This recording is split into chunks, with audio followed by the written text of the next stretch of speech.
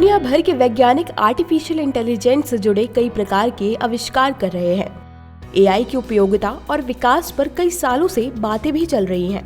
जानकारों की माने तो आने वाले समय में हम हाथी और मधुमक्खी जैसे जानवरों की भाषा भी समझने में सक्षम हो सकते हैं और ये अनोखी टेक्नोलॉजी एआई के जरिए ही संभव की जा रही है। दरअसल जर्मनी में एक रिसर्च टीम ने गैर इंसानी आवाजों को डिकोड करना सीख लिया है। वे एआई की मदद से मधुमक्खियों की गति और हाथियों की लो फ्रिक्वेंसी आवाजों को पहचानने की कोशिश कर रहे हैं। इस टेक्नोलॉजी के जरिए न सिर्फ जानवरों से बात की जा सकेगी बल्कि उनको नियंत्रित भी कर सकेंगे।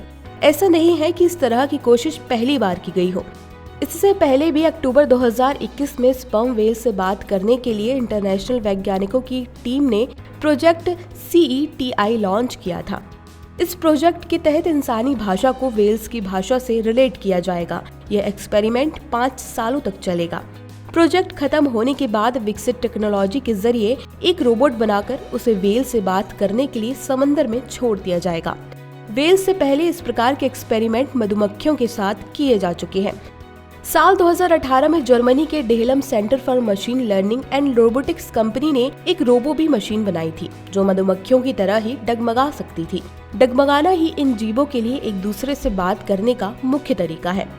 एक एक्सपेरिमेंट में रोबोट को असली मधुमक्खियों के बीच छोड़ा गया था और इस एक्सपेरिमेंट में रोबोट मधुमक्खियों को कंफ्यूज करने में कामयाब रहा था। उसके मूवमेंट्स को जीवों ने फॉलो किया और छत्ते में किस ओर जाना है उसकी यह बात भी मानी। वैज्ञानिकों को उम्मीद है कि एआई टेक्नोलॉजी को आगे जाकर रोबोट्स में उपयोग किया जा सकता है जो 2 प्रजातियों के बीच कम्युनिकेशन को बढ़ावा देंगे। यह अपने आप में एक बहुत बड़ी कामयाबी है, मगर ये उपलब्धि कुछ जरूरी और नैतिक सवाल भी खड़े करती है। ये संभव है कि नई तकनीक की मदद से हमारे दिमाग में जंगली जानवरों को कंट्रोल करने या फिर उनके जीवन को नुकसान पहुंचाने की भावना आ सकती है। एआई से जुड़ी इस टेक्नोलॉजी के बारे में तो आपने जान लिया, पर अब चलते चलते संक्षिप्त में जान लेते हैं कि एआई क्या होता है और भारत में ये कितना विकसित है। एआई यानी आर्टिफिशियल इंटेलिजेंस तकनीक में कंप्यूटर या रोबोटिक सिस्टम तैयार किया जाता है। इसके बाद इसको बिल्कुल उसी प्रक्रिया से चलाने की कोशिश की जाती है जिस प्रकार से इंसानी दिमाग कार्य करता है। दरअसल एआई की मदद से अलग अलग प्रकार की परिस्थितियों में एक मशीन में सोचने, समझने और निर्णय लेने की क्षमता का विकास किया जाता है। एआई का जनक जॉन मैककार्थी को माना जाता है। हाल ही के कुछ सालों में देश के बजट में सरकार ने 5th जनरेशन टेक्नोलॉजी के स्टार्टअप के लिए कई $मिलियन के प्रावधान किए हैं, जिसमें artificial intelligence, machine learning, internet of things, 3D printing और ब्लॉकचेन टेक्नोलॉजी शामिल है। इसके अलावा सरकार artificial intelligence, robotics, digital manufacturing, big data intelligence, real time data और क्वांटम कम्युनिकेशन के क्षेत्र में शोध, प्रशिक्षण, मानव संसाधन और कौशल विकास को बढ़ावा देने की योजना बना रही है।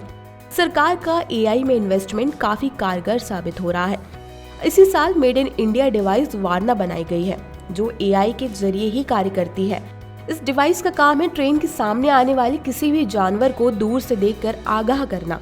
वार्ना रियल टाइम में वीडियो की विजिबिलिटी को बढ़ाकर लोकोमोटिव ऑपरेटर की केबिन के डिस्प्ले पर शो करती है। इस सिस्टम के जरिए 1000 मीटर की रेंज में मौजूद हाथियों, गैंडों और अन्य जानवरों का पता लग जाता है। आज की वीडियो में बस इतना ही। फिर मिलेंगे किसी नई जानकारी के साथ। तब तक के लिए नमस्कार।